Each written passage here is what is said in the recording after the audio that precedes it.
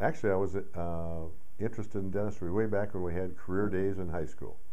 And Dr. Bob Lee, who was a dentist in Eau Claire, gave a talk at our high school, and I was very interested in it. Kind of got sidetracked a little bit, ended up in education, had a master's degree in education and science, or chemistry, and ended up teaching school at North High School for a couple of years, and left Eau Claire, went to San Francisco, and I was working as a radioactive research chemist.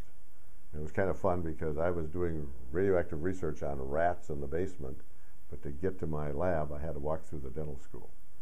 And they looked like they were having a lot more fun than I was, and so I applied, got accepted at Marquette, and the rest is history.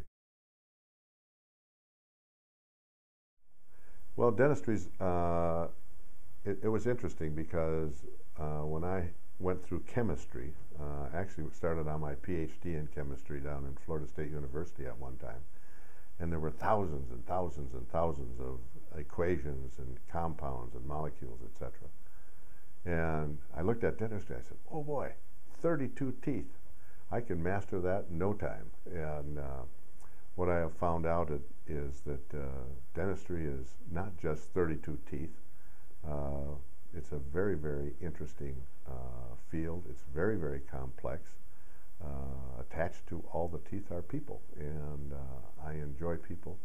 I enjoy helping them, and I've been able to become a perennial student. I'm still learning, and I've been practicing dentistry for now going on in the 40 years, and it's helped me in my life because it's taught me a lot about health. I'm in my 41st year of practice. I haven't missed a day's work yet, which is, I mean, I think that's a pretty good record. So, and it's because dentistry has taught me a lot about nutrition, health, and taking care of yourself and your teeth. Yeah, it's interesting that you bring the subject up. My son's a dentist, and I guess I was so passionate about the profession of dentistry that I basically talked him into the same thing.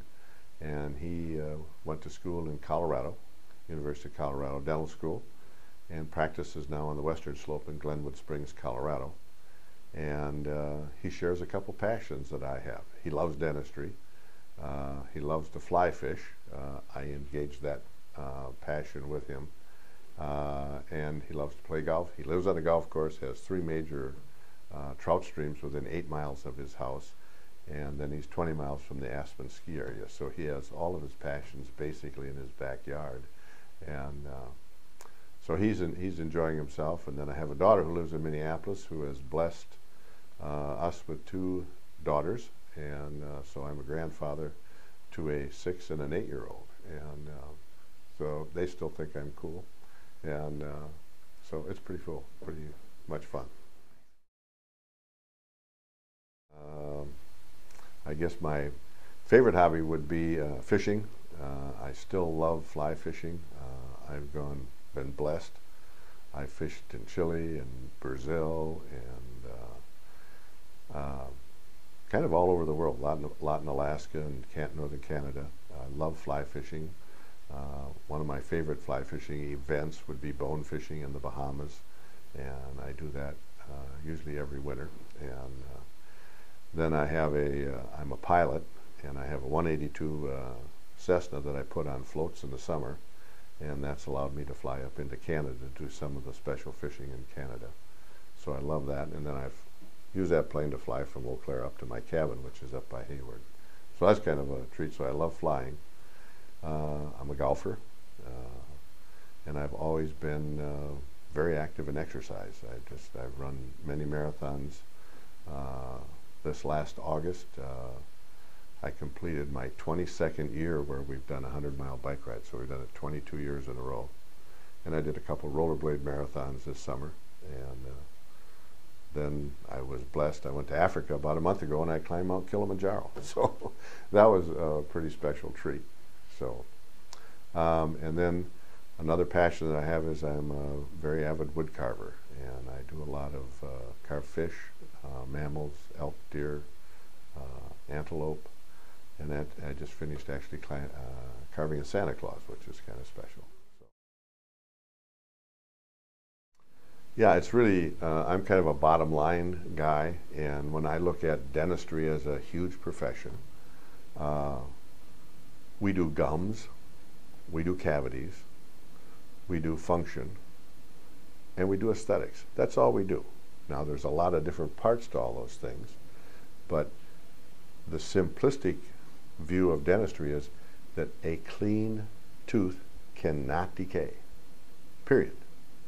And so if you learn the proper techniques of flossing and brushing and keep that tooth clean and plaque free, nothing can happen to it, and which is very, very simple.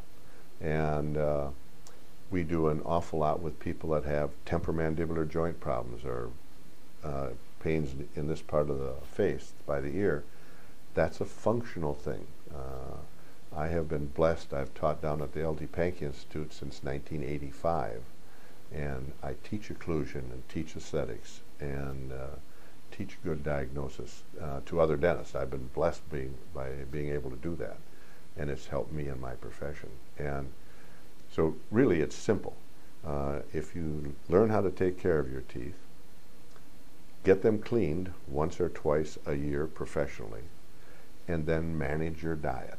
Okay, what's happened in our world, pardon me, but the advent of soda pop, diet pop, and these things that people eat on a regular basis are really destroying health and the dentition. So if you can stay away from that stuff and then keep the teeth clean, it's really pretty simple, and you can have them all your life.